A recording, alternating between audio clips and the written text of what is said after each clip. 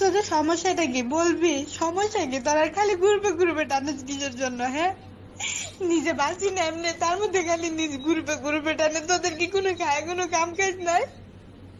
খালি ঘুরবে টানিস কিসের জন্য জানাস তো? শান্তি থেকে বাঁচতেও দিবি না নাকি মরতেও দিবি না আমারে? একটু আগে ঘুরতে গেলি নিজে, তারপরও গেলি ঘুরবে টান দে আমারে।